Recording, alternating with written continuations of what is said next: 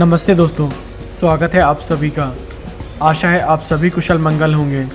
तो आज मैं हूँ ऋषिकेश में। मैं रात को 9:30 बजे ऋषिकेश पहुँच गया था।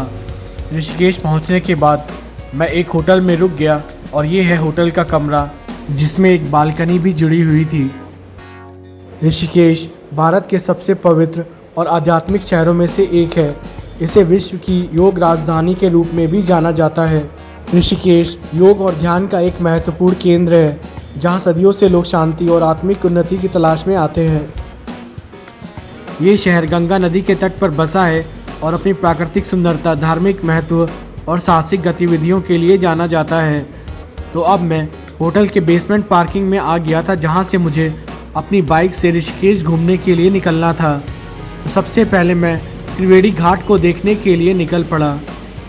मैं कुछ देर में त्रिवेणी घाट पहुंच गया। यहाँ पर एक द्वार बना हुआ था। इसमें द्वार के ऊपर भगवान भोलेनाथ की एक प्रतिमा भी स्थापित की गई है।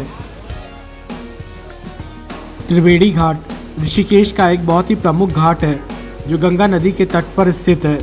ये ऋषिकेश का सबसे बड़ा और प्रसिद्ध घाट है। त्रिवेणी घाट को 3 नदियों गंगा, यमुना और सरस्वती का संगम स्थल माना जाता है। इस घाट का धार्मिक महत्व बहुत अधिक है। यहाँ स्नान करने से मोक्ष की प्राप्ति होती है, ऐसा माना जाता है।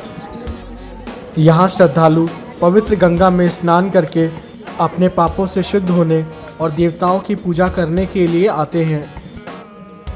त्रिवेणी घाट ऋषिकेश का एक महत्वपूर्ण तीर्थ स्थल है, जो धार्मिक और ऐतिहासिक महत्व के साथ साथ अपनी प्राकृतिक सुंदरता के लिए भी जाना जाता है। त्रिवेणी घाट भारत के सबसे पवित्र स्थलों में से भी एक माना जाता है और यह भी कहा जाता है कि यहाँ पितरों को जल अर्पित करने से उनकी आत्मा को शांति और समृद्धि मिलती है। त्रिवेणी घाट के मुख्य आकर्षणों में से एक है गंगा आरती, जो हर शाम सूर्यास्त के समय होती है। गंगा आरती एक अनुष्ठान है जिसमें देवी गंगा को दीप, पुष्प, धूप और मंत्रोच्चार अर्पित किए जाते हैं। ये जीवन और पवित्रता के स्रोत के प्रति कृतज्ञता और श्रद्धा व्यक्त करने का एक तरीका है। ऋषिकेश में गंगा नदी का आध्यात्मिक और पौराणिक महत्व बहुत अधिक है। ये नदी न केवल भारत की सबसे पवित्र नदियों में से एक है, बल्कि इसे देवी का भी स्थान प्राप्त है। गंगा को मोक्षदायिनी माना जाता है, अर्थात इसके जल से स्नान करने या इसका स्मरण करने से मनुष्य के पाप धुल जाते हैं और उसे मोक्ष की प्राप्ति होती है। त्रिवेणी घाट को देखने के बाद अब मुझे जाना था जानकी सेतु को देखने के लिए।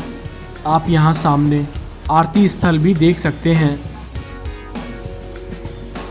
यहाँ आरती स्थल के सामने एक निःशुल्क जूता घर भी बना हुआ है, जहाँ आप अपने शू जमा कर सकते हैं।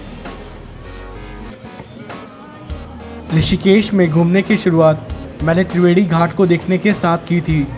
इसके बाद मैं जानकी झूला को देखने के लिए जाऊंगा, जहां पर पूर्णानंद घाट में लोग गंगा नदी में नीचे अंदर की ओर जाते हैं और एंजॉय करते हैं। उसके बाद मैं राम झूला को देखने जाऊंगा। फिर राम झूला के बाद मैं नीर झरना को देखने के लिए भी जाऊंगा और आखिर में नीलकंठ महादेव मंदिर में दर्शन करने के लिए भी जाऊंगा। और अगर मैं संक्षेप में बात करूं तो त्रिवेणी घाट ऋषिकेश का एक महत्वपूर्ण आध्यात्मिक और सांस्कृतिक स्थल है, जहां लोग गंगा में डुबकी लगाने, गंगा आरती में शामिल होने और पितृ कर्म करने के लिए आते हैं।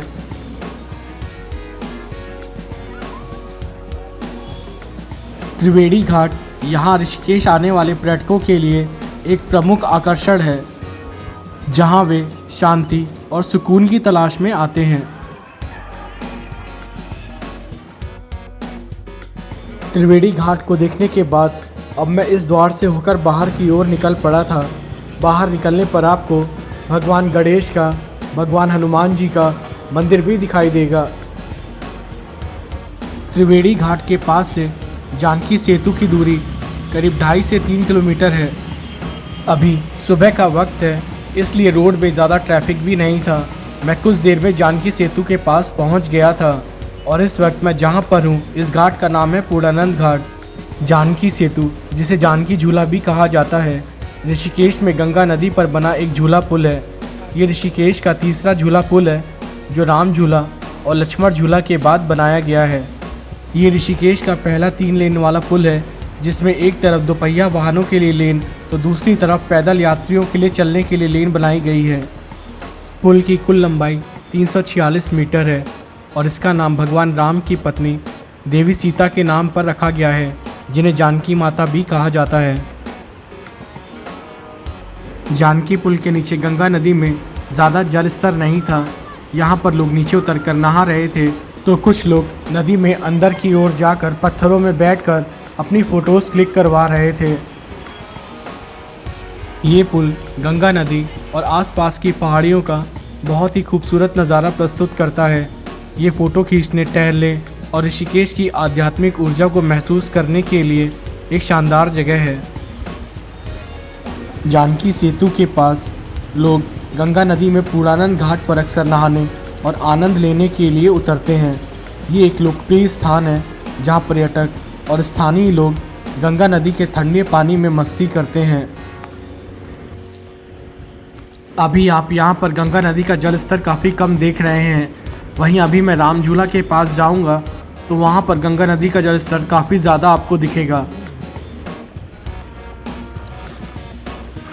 अब मैं भी गंगा नदी में अंदर की तरफ जाने के लिए निकल पड़ा। गंगा नदी का पानी काफ़ी ज़्यादा ठंडा था। नदी में अंदर जाते वक्त पैर में काफ़ी ज़्यादा कंकड़ पत्थर चुभ रहे थे और जहाँ जहाँ पानी बह रहा था वहाँ कंकड़ पत्थर बहुत ज़्यादा स्लिपरी थे। पूर्णानंद घाट गंगा नदी में स्नान करने और आनंद लेने के लिए एक सुंदर और शांत स्थान प्रदान करता है। यहाँ गंगा का जल स्तर अपेक्षाकृत कम होता है, जिससे ये बच्चों और गैर तैराकों के लिए भी सुरक्षित है। गंगा नदी में जाकर नहाना और उसका आनंद लेना एक अद्भुत अनुभव होता है, खासकर अगर आप प्रकृति प्रेमी हैं। ये अनुभव सिर्फ शारीरिक रूप से स्फूर्तिदायक नहीं होता, बल्कि मानसिक और भावनात्मक रूप से भी सुकून देता है। यहाँ गेंदे के फूल का एक छोटा सा पौधा भी लगा हुआ था। गंगा नदी में उतरते समय सावधानी बरतनी चाहिए और गहरे पानी में जाने से बचना चाहिए। गंगा नदी की बहती हुई हल्की जलधारा में एक किनारे एक कुत्ता भी नहाने का मज़ा ले रहा था।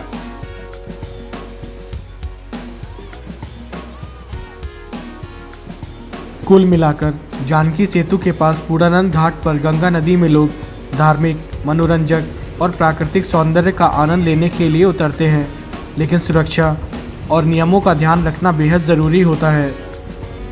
जानकी सेतु को देखने और पूर्णानंद घाट में गंगा नदी में उतरकर आनंद लेने के बाद अब मुझे राम झूला को देखने के लिए जाना था।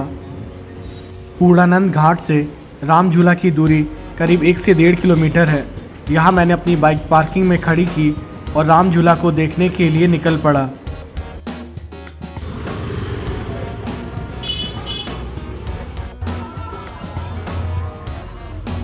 आप सामने राम झूला देख सकते हैं, जो ऋषिकेश में गंगा नदी पर बना एक प्रसिद्ध लोहे का झूला पुल है। इसका निर्माण 1986 में हुआ था और ये लगभग 230 मीटर लंबा है। यहाँ राम झूला के आसपास बहुत ही खूबसूरत पहाड़ी वादियों का नज़ारा देखने को मिलता है, जैसा कि आप सामने देख सकते हैं। बहती हुई गंगा नदी का सुंदर दृश्य और धुंध से भरे हुए पहाड़ों का नज़ारा किसी को भी मोहित कर सकता है।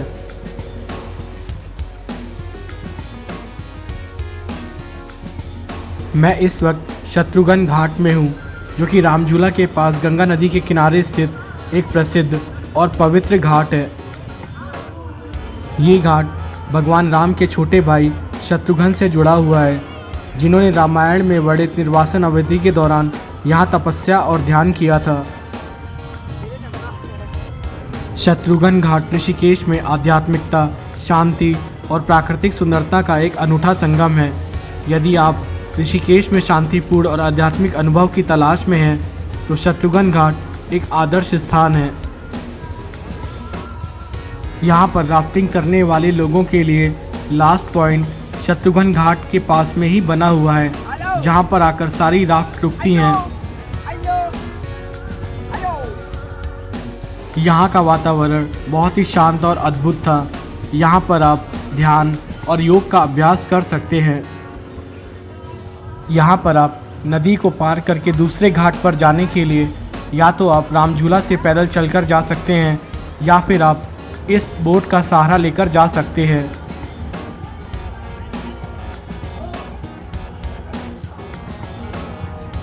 यहाँ शत्रुघ्न घाट पर भी रोजाना शाम को गंगा आरती का आयोजन किया जाता है, जिसे देखने के लिए दूर दूर से लोग आते हैं।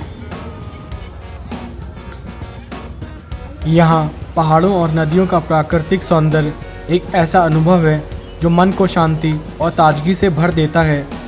ये लोगों को प्रकृति से जुड़ने और स्वयं को जानने का अवसर प्रदान करता है। प्रकृति के साथ समय बिताने से तनाव कम होता है और मन भी शांत बना रहता है और रचनात्मक शक्ति भी बढ़ती है। ये एक ऐसा अनुभव है जो जीवन भर यादगार बना रहता है।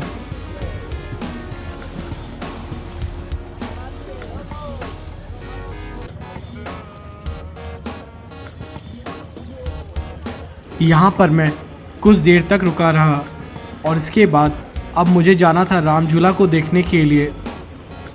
यहाँ पर शत्रुघ्न घाट में एक किनारे भगवान हनुमान जी की भी प्रतिमा को स्थापित किया गया है।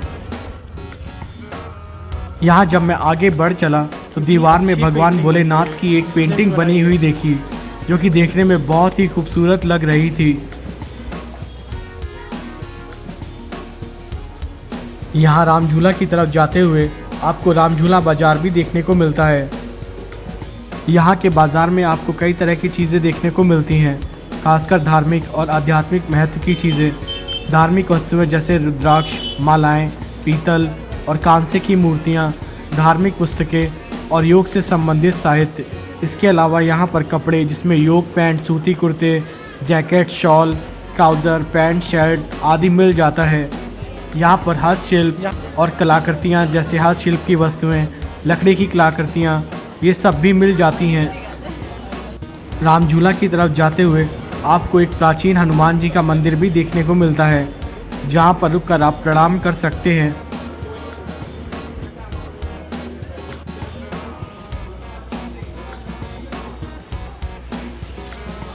आप सामने रामझूला बना हुआ देख सकते हैं।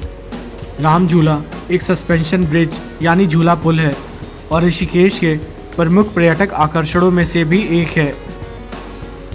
रामझूला का नाम भगवान राम के नाम पर रखा गया है। ये झूला पैदल यात्रियों, गाय और बैलों के लिए हमेशा खुला रहता है।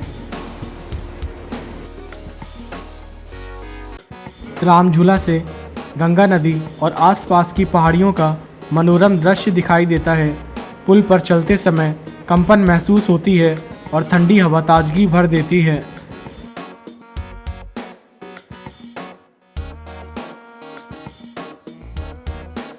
ये ऋषिकेश के सबसे जाने माने स्थलों में से एक है और ऋषिकेश का प्रमुख पर्यटक आकर्षण भी है।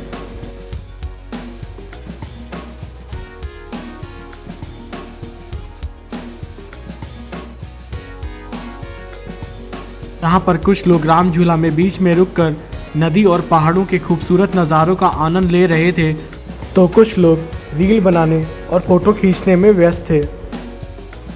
रामझूला को देखने के बाद अब मुझे नीर झरना को देखने के लिए जाना था, जो कि ऋषिकेश का one of the most tourist attracted place है।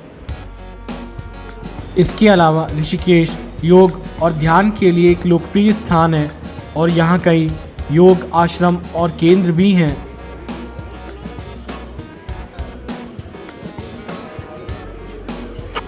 रामझूला बाज़ार पर्यटकों के लिए खरीदारी की एक बेहतरीन जगह है। यहाँ आने वाले लोग कपड़ों की क्वालिटी और उनकी किफ़ायती कीमत से काफ़ी खुश होते हैं। यहाँ पर आपको जूट के बैग, सजावट का सामान और आध्यात्मिकता से जुड़ी चीज़ें उपलब्ध हो जाती हैं। इस बाज़ार में हर तरह के कपड़े, हैंडीक्राफ्ट आइटम्स, धार्मिक वस्त्र और योग आदि से जुड़ी चीज़ें मिल जाती हैं। यहाँ की खासियत केवल कपड़े ही नहीं, रत्न, ज्वेलरी, पूजा सामग्री, योगासन मैट और हर्बल प्रोडक्ट्स इत्यादि भी हैं। वापस जाते हुए मुझे श्री शत्रुघ्न जी का भी प्राचीन मंदिर देखने को मिला, जहाँ पर रुककर मैंने प्रणाम किया और फिर अपनी यात्रा में आगे के लिए निकल पड़ा, जहाँ मुझे अब नीर झरना और नीलकंठ महादेव मंदिर के दर्शन करने के लिए जाना था। यहाँ राम झूला से नीर झरना की दूरी करीब 8 से 9 किलोमीटर है। इसके अलावा Rishikesh river rafting, kayaking, bungee jumping और झरने में कूदने जैसी साहसिक गतिविधियों के लिए भी प्रसिद्ध है। ऋषिकेश में राफ्टिंग, बंजी जंपिंग और कायाकिंग के लिए कई ऑफिस और एडवेंचर कंपनियां हैं, जो कि आप सामने देख सकते हैं।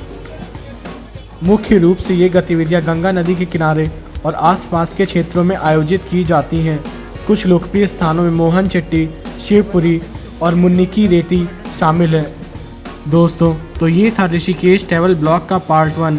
मिलते हैं आपसे अगले पार्ट में। हर हर महादेव।